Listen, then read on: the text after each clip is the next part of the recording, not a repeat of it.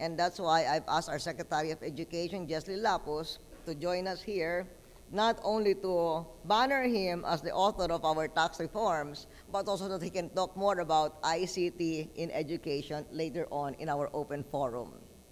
We encourage continued activity by business groups such as those represented in this audience today, and business groups such as those who read your very prestigious publication.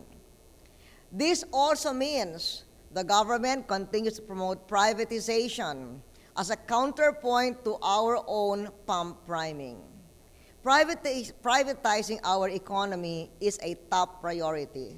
It is moving forward well, from power and energy to our stake in jointly owned assets with private investors. Our philosophy is that the marketplace performs better than government. We want to reap the rewards of our investment and use these rewards when we divest to invest in the people of the nation. And notwithstanding some of the constraints mentioned by Mr. Goddard, I'm glad that investments continue to come despite continued volatility in the global markets. Mr. Goddard talked about our neighbors. We view the ASEAN community and our other neighbors like China and India as partners in economic development. We're working together to build a more cohesive regional community that will strengthen the economic clout of all our nations in our rapidly growing region. Intra-ASEAN trade has already become one of the major drivers of our respective economies. And to ensure that we remain a competitive player within the region and are able to attract investment not only from outside ASEAN, but also within, we have invested heavily in improving the quality of the country's human resources, lowering transaction flows and the cost of doing business, which includes fighting corruption. And we have Secretary Fabula here as the chairman of our anti-red tape task force. Developing efficient access to financing. In a few days' time, I will be signing a bill into law on a credit information system that will reduce the paper requirements for accessing financing, and building a seamless infrastructure network. As you are seeing, from the expressways to the north, all the way up to Clark, Subic, beyond that to Tarlac, and our expressways to the south, all the way to Batangas Port. We are also focusing on developing our strongest sectors, including commodities, business process outsourcing, and niche tourism, where we have, as Mr. Goddard says, unique competitive advantages, and where we can offer significant value for foreign investors. These and other measures we are taking will ensure that we will continue to attract the investments that we need to create jobs. And we are glad that efforts to improve our competitiveness have been recognized globally, with the Philippines moving up 5 notches this year in the World Competitiveness Rankings. We will continue on the path of economic reform, including reforms to improve transparency in our governance system. Our reforms have helped us in this time of global economic upheaval. Without them, we would not be as confident as we are that our economy will withstand these external shocks. We will continue to be vigilant against further challenges to our economy. We will maintain the fiscally prudent policies that have given us the strength to weather this global storm. Even as some external challenges are letting up, we will continue to focus on reining in inflation, bringing down prices of the basic commodities, including rice and oil and power, increasing targeted investments to our poor, taking care of our environment, and we have our Secretary of Environment and Natural Resources here also to answer questions regarding mining, and getting our economic engine moving in a higher gear. We will also work hard to further strengthen the banking system, which has shown itself to be quite strong during this crisis of the world so far. Encourage investment, again, as I said, in our most promising growth sectors that was mentioned earlier, but also expand the field of our potential sectors.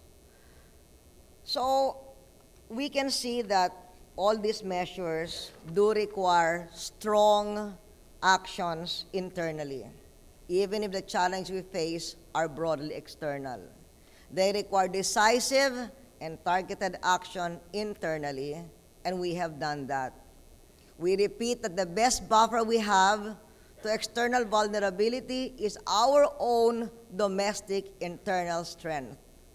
Building a stronger, healthier economy, driven by domestic consumption and investment, and relying less on external markets for things like food, things like energy, is what our reform agenda is all about.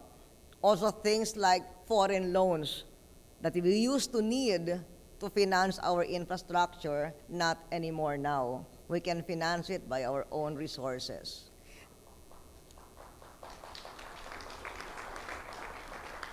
These are the things that are keeping our economy on the path to long-term sustainable growth. To the fiscally strong, the global credit crunch is a time of opportunity, not crisis.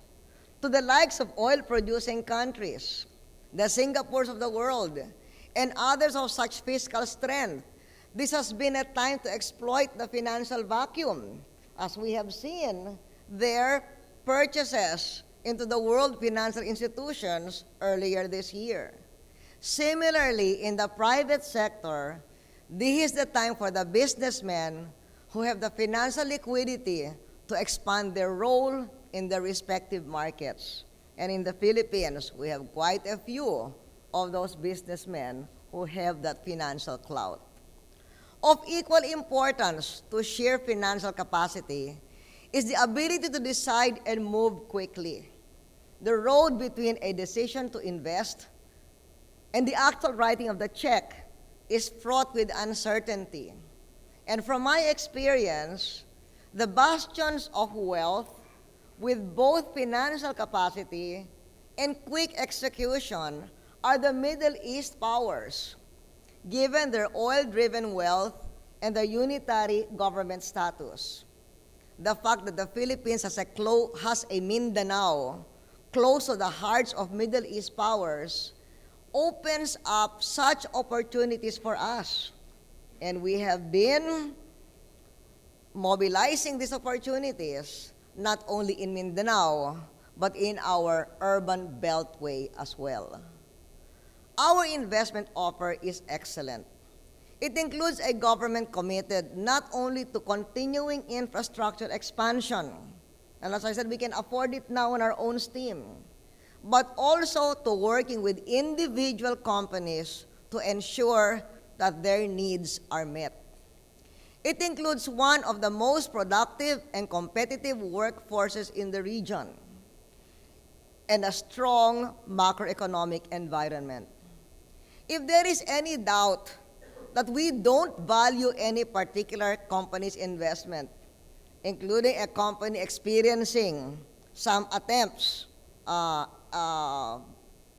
to make illegal money out of them, we want to know about it. Secretary Fabula will take care of your problems and crack the whip. We can assure you that we will do anything we can to address your concerns. So we thank you for your interest in the Philippines. We will work hard to help you expand your presence in what we are determined to be the best investment location in Asia. Thank you.